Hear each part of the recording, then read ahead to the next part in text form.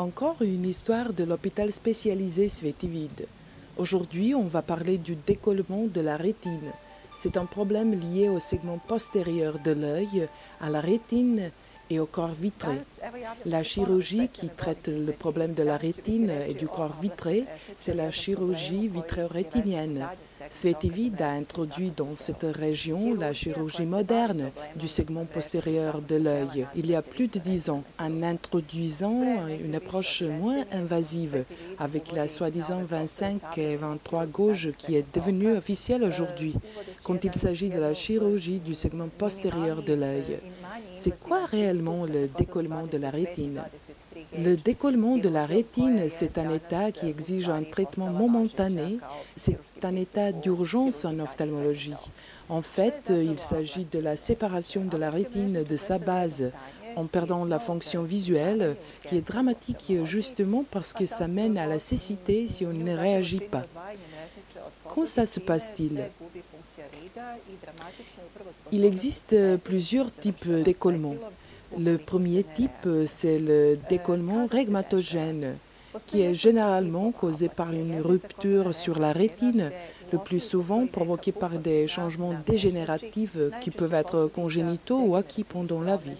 Surtout chez des personnes myopes, c'est-à-dire avec une myopie forte, où ces structures sont généralement plus minces, où les tuniques de l'œil sont devenues minces et dans les situations de trauma, ensuite chez les patients souffrant du diabète et de certaines maladies systémiques, où s'apparaissent des changements dans la structure postérieure complète, dans le corps vitré, des hémorragies fréquentes et prolifération, en fait des bandes, appelons-les des changements cicatrisés, qui arrachent et tirent la rétine, en faisant comme ça des ruptures et par conséquent des décollements.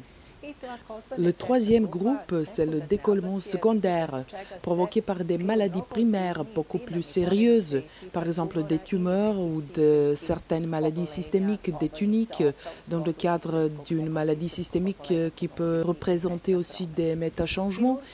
La chirurgie qui est consacrée aujourd'hui à ce genre de problème, c'est la chirurgie vitréorétinienne, exercée sous l'anesthésie générale, aujourd'hui très confortablement, grâce à cette approche moderne qu'on a offerte à l'ophtalmologie serbe.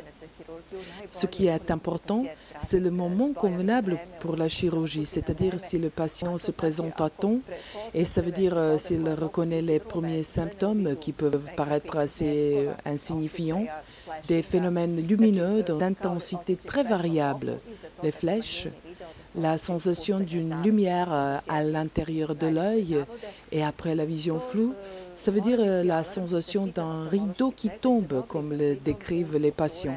Ça doit être un signal pour un examen ophtalmologique urgent où la structure de la rétine sera particulièrement bien examinée.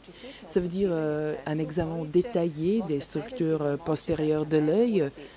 Et si l'on détecte une rupture sur la rétine, il est nécessaire de diriger le patient directement dans le centre pour essayer de faire la photocoagulation à laser qui empêche le décollement.